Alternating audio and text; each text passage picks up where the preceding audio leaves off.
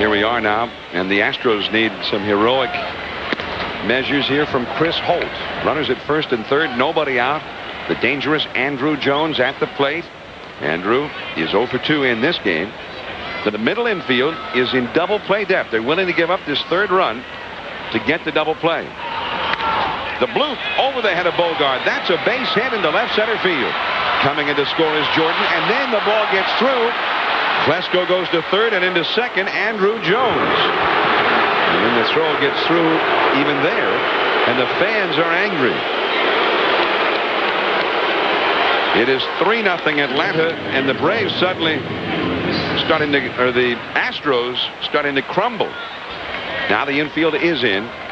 Klesko at third, Andrew Jones at second. An error charged to Billy Spires there for allowing the runners to advance an extra base. This would be a double play situation with runners at first and second. Now it is a very dire situation. You mentioned everything Chris Holt throwing being up a little bit. He had a little bit of a problem with that during the season this year. 5 and 13. The opposition batting average over 300 against him. He had a 4.66 ERA. He did make 2 starts against Atlanta and pitched pretty well in both of those games. Well enough to have won both of them, but ended up with no decision. He was also the man that seemed to pitch whenever the Astros did not score. Off the fist foul over toward Bobby Cox in the Atlanta dugout. 1 ball, 2 strikes. Scott Ellerton up in the bullpen, the young right-hander of the Astros. 3-0 Atlanta. Shane Reynolds went 5 innings plus so far, charged with 3 runs, 9 hits. The runner at third, Klesko, belongs to him. Andrew Jones at second. Everything going wrong for the Astros now. 1-2 the count. Right back and off Holt and through the middle. Klesko scores. Andrew Jones around third, and he scores. It is 5-0. Everything could be determined today in these division playoffs. Walt Weiss up for the first time, hitting a foul. 4 straight hits in this inning for Atlanta. 1 ball, 1 strike. Remember, SportsCenter will have coverage of everything going on in these division series playoffs today. As just great coverage last night when I got back to the hotel of this ball game. Real in-depth, every aspect of the game, and there were like 20 different things to examine in that ball game that could have turned it around. Big plays, kind of subtle plays, and they had it all with the interviews and the reactions and the analysis on SportsCenter. 2-2 to Weiss. Another base hit. Yeah, they are finding the holes now. So Chris Holt is not able to provide what they had hoped for. He has come on out of the bullpen, faced 3 hitters, and 3 in a row have gotten base hits against him. None has hit the ball hard. We're talking about a bloop, a near comebacker, and now a bounding ball. Really, the only mistake that he's made was not fielding that comebacker. It's a play he could have made. He didn't. And it looks like it's going to be the end of the afternoon for him. A swinging strike by John Smoltz. The Astros expecting bunt with 2 men on and nobody out. Atlanta leading 5-0. Scott Ellerton takes over the hill. But Smoltz, who already has a double and a single in this game, was not bunting. Guy's 2 for 2 already. Bobby Cox thought, well, we'll let him take a swing. I would imagine the bunt's probably on now. Showing bunt, but taking. 1 ball, 1 strike. I think for a couple of reasons you sacrifice in this situation. Most importantly, get your starting pitcher back on the bench. Let him rest. You don't want him on the bases for an extended period of time. It's more important for him to be healthy and strong going out there for the bottom of the 6th to pitch. So Eddie Perez, the runner at second, is a very, very slow runner with the bad knees. It is a force out at third base. It better be a very good bunt if it's going to work. 2-1 though, as Ellerton suddenly, with Smoltz showing bunt, can't find the strike zone. And he was showing bunt early. If they're going to give you an out, go ahead and take it. He did not do that, and now you run behind in the count. Smoltz could probably swing the bat if he wanted. There's the bunt, and he did it perfectly, making Caminetti field the ball. Biggio covering it first. The runners have been moved over. Perez to third, Weiss to second. The infield is in. Gerald Williams with the score already 5-0 Atlanta. Nearly a wild pitch. Nice save there by Eusebio. Hard slider bouncing in the dirt on the outside. Ellerton's had trouble with that off-speed pitch the last couple of weeks of the season. He's got some bicep tendonitis in his arm. He's not at 100%. Had he been at 100%, he probably would have started the first game of the series. They really don't have a fourth starter. I think that trade they made last year to bring Randy Johnson over here has not only hurt them last year, they didn't go as far in the playoffs as they wanted to, but it's hurting them this year. Popped up foul and back out of play. Williams 1 for 2 with a sacrifice in this game. When they made that deal with the Seattle Mariners to bring Johnson to Houston, they gave up 3 really good players. Freddie Garcia, John Halama, 2 starting pitchers that possibly could have been in the rotation for Houston this year, but they gave them up along with Carlos Guillen to bring the big unit here. The big unit did not get them past the divisional series, and I think they're still paying the price now. Fastball in the hands, foul back out of play. 1 ball, 2 strikes. Well, Lou Piniella has said that he would not trade Freddie Garcia for Randy Johnson straight up today. Well, there's a lot of reasons for that. Johnson makes a lot of money, and he's a lot older than Garcia is. This guy's future is tremendous. Freddie Garcia won 17 games this year, his first full season in the big leagues. Another save on that slider in the dirt. In fact, he won the same number of games for the Mariners this year as Johnson won for Arizona. Billy Wagner. Don't expect to see him in there with the bad elbow. That was the big test question for Larry Dierker before the game. Who are you going to close with if Wagner's not available? He just hopes he still has that question at the end of this game. Pop-up foul down the right field line. Bagwell going out, but this one will drop back into the crowd. 2 balls, 2 strikes to Williams. 3 runs already in here for the Braves. They lead the game 5-0. Meanwhile, at Shea Stadium, the Mets have gone ahead 2-1. They're in the top of the 7th inning against Arizona. Al Leiter, who has been real sharp apparently in that ball game, carrying the lead into the 7th. Here, Scott Ellerton just trying to keep it from getting completely out of hand. On the fists, a pop foul. Caminetti over, runs out of room. A souvenir. 2-2. Brett Boone on deck.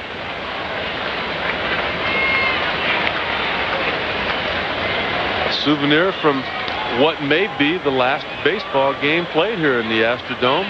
They call it the 8th wonder of the world. I remember coming to the ballpark with the Dodgers. They had a pitcher named Nolan Ryan that we thought was the 8th wonder of the world. We knew they could build another place like this. You're not going to build another Nolan Ryan.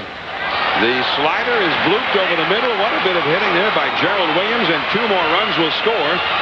Everett throws into first behind Williams, not in time. Perez and Weiss are in. The sacrifice bunt has helped create 2 more runs. That little bloop over center, I don't know, maybe somebody would have had a chance to get it. Brett Boone, the 8th hitter of the inning. Back to the screen. Boone is 2 for 3 with a run batted in. 5 runs are in for Atlanta. 7-0 the score. They have put this rally together with 6 singles. And that base hit by Williams was about as impressive as any of the hits have been. I mean, an amazing array of bouncers and bloops and bleeders through there. They have been finding the holes. This is not what you come to expect from Atlanta's offense over the years. From Atlanta, you expect great pitching and those big, well-timed 3-run homers.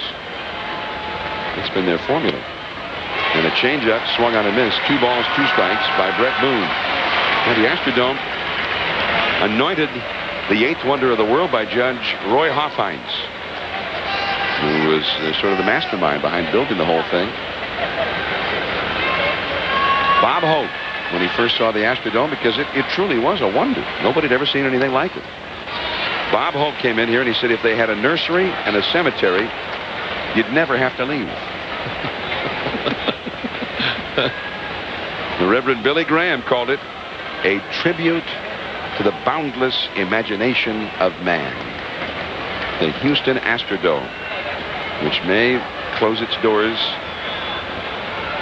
at least for professional sports, which has been its primary function all these years, after this game.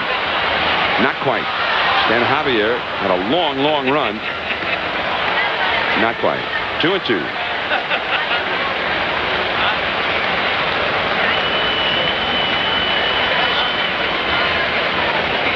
I suppose, depending on your point of view, you might also say the Astrodome was the beginning of a lot of things that the baseball purists don't like in baseball. The artificial turf, exploding scoreboards. Off Eusebio. 2-2 the count. But there was a ball game early on in July of that first year. Jimmy Wynn moved under a high fly ball hit by Jim Ray Hart of the San Francisco Giants. He started calling for it, tapping the glove. Then suddenly he couldn't see it. It was a day game. He was looking up into the skylights overhead, and the ball was not to be seen. Ellerton in the dirt. What a play by Bogart. Man, he saved the out there. Gerald Williams forced it second, and a great pickup by Tim Bogart. Chipper Jones now. He's 0 for 2 with a sacrifice fly, a run batted in. 7-0, the Astros lead. Chipper fouls it out of play. Well, anyway, Jimmy Wynn all of a sudden couldn't see that high fly ball hit by Jim Ray Hart, and it went for an inside the park 3-run homer. The Giants won the game on that 3-run homer 5-2. So they painted over all those panels, thousands of them, and then the grass died.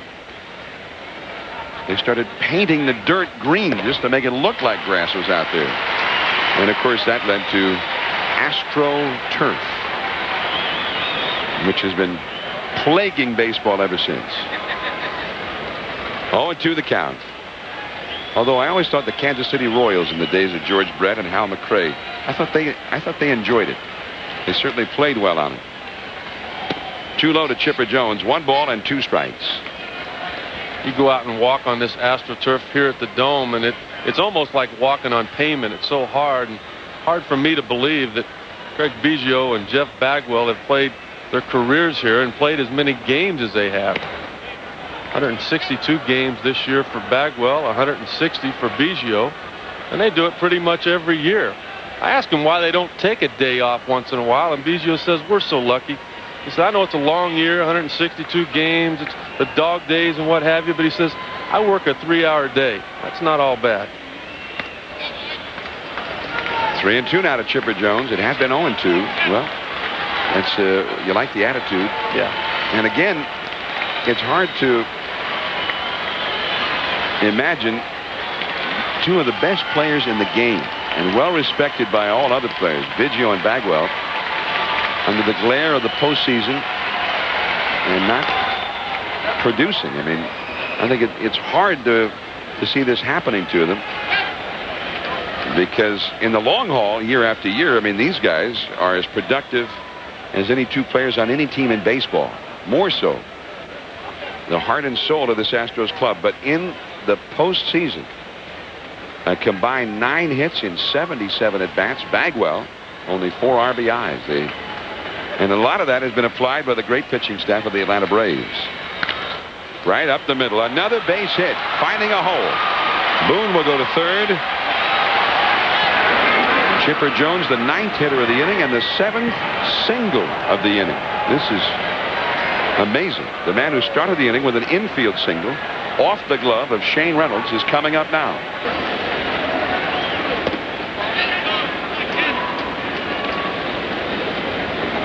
Brian Jordan hit the ball off the glove of Shane Reynolds. That's how this all got started.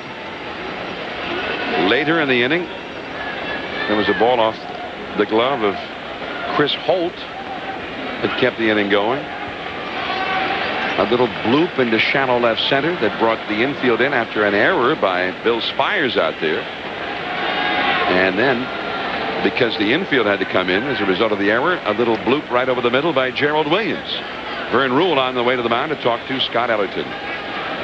We're in the Astrodome, and perhaps for the final time here today, Gene Elston, the original voice of the Astros back in 1965, was very excited in this promotional film about the 8th wonder of the world. This is the Astrodome, the attraction of unsurpassed entertainment. In the world's largest, completely air-conditioned and most flexible stadium, designed with your comfort, safety, and enjoyment in mind. The Astrodome, truly the 8th wonder of the world. Howdy, y'all. 2-1 the count now to Brian Jordan. Runners at first and third, 2 down. And, of course, in the original configuration, that had the most gigantic scoreboard and animation board ever seen in the world out there. They rebuilt the ballpark to accommodate the old Houston Oilers at one point to add more seats, and the old scoreboard out there disappeared. But when the Astros would hit a home run, this longhorn steer would appear out there and start jumping around all across the Astrodome wall. Well, at long last, this inning is over.